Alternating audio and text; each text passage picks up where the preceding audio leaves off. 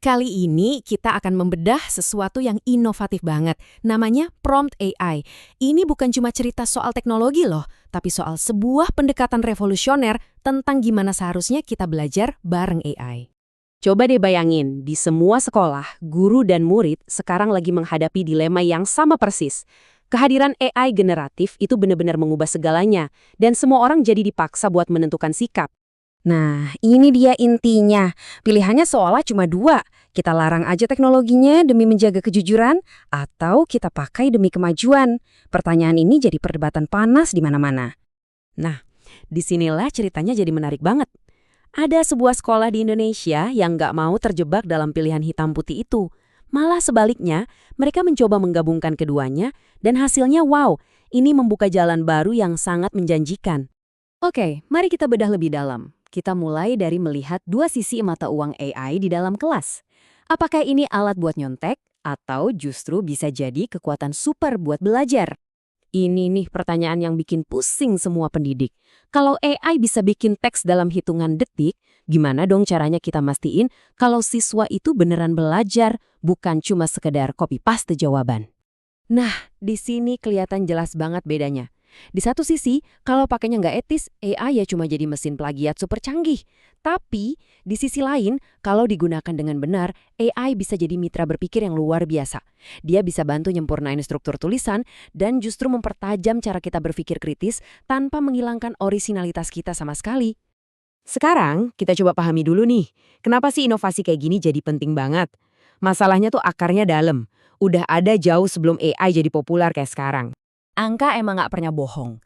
Hasil PISA 2022 nunjukin kalau kita punya tantangan literasi yang serius di tingkat nasional. Dan ini bukan cuma soal bisa baca ya, tapi juga soal kemampuan buat paham dan menganalisis informasi secara mendalam. Dan ternyata ini bukan cuma soal kemampuan, tapi juga kemauan. Survei dari UNESCO ini nunjukin kalau cuma sebagian kecil banget siswa yang beneran suka baca. Kalau minat bacanya aja kurang, gimana mau jadi penulis yang baik kan? Data tadi tuh beneran terasa di kelas. Pencipta program Prompt AI ini bahkan lihat sendiri gimana murid-muridnya cenderung cuma menyalin sumber dan susah banget buat menuangkan ide mereka sendiri ke dalam tulisan.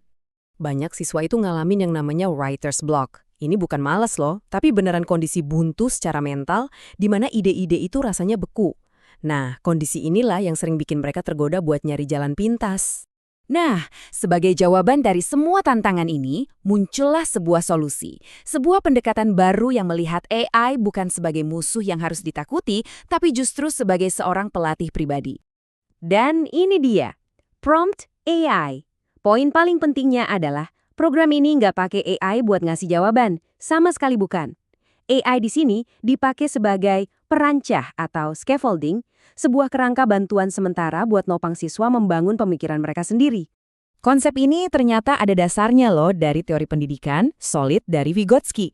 Jadi AI di sini diposisikan sebagai pihak yang lebih berpengetahuan, semacam ahli digital yang ngasih bantuan terstruktur yang nanti pelan-pelan akan dilepas seiring kemampuan siswanya meningkat. Jadi ini tuh benar-benar pergeseran cara pandang total.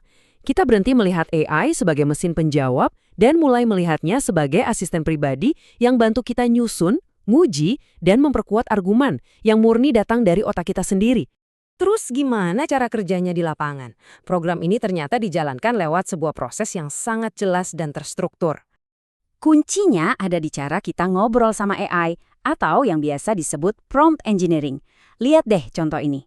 Siswanya nggak minta AI buat nulisin pendahuluan, tapi minta AI buat mengevaluasi tulisan mereka. Perintahnya spesifik dan tujuannya buat perbaikan, bukan buat produksi instan. Prosesnya dibagi jadi 5 langkah.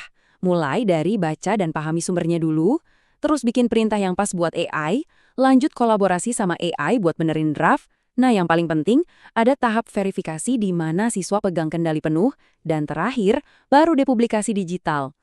Jadi, gimana hasilnya? Apakah pendekatan yang kedengarannya radikal ini beneran berhasil?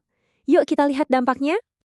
Angka ini luar biasa banget. Uji cobanya nunjukin siswa bisa nulis draft hampir setengah kali lebih cepat, tepatnya 45% lebih cepat.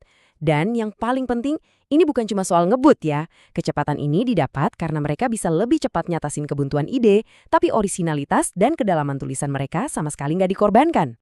Dan dampaknya lebih dari sekedar kecepatan loh. Siswa jadi lebih pede pas pakai istilah-istilah akademik, kualitas ide dan tulisan mereka meningkat, kosakata mereka berkembang pesat, dan sekolah sekarang jadi punya arsip karya ilmiah digital yang keren banget.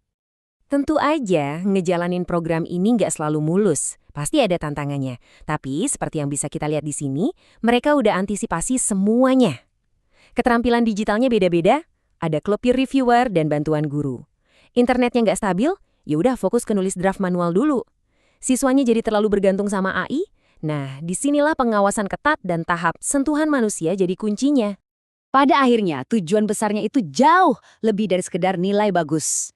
Ini soal membangun sebuah ekosistem belajar yang baru, sebuah komunitas di mana teknologi AI itu dipandang sebagai alat bantu kerja yang hebat, tapi otak manusia tetap jadi pusat dari segalanya. Jadi, pembahasan ini meninggalkan kita dengan satu pertanyaan penting untuk masa depan pendidikan.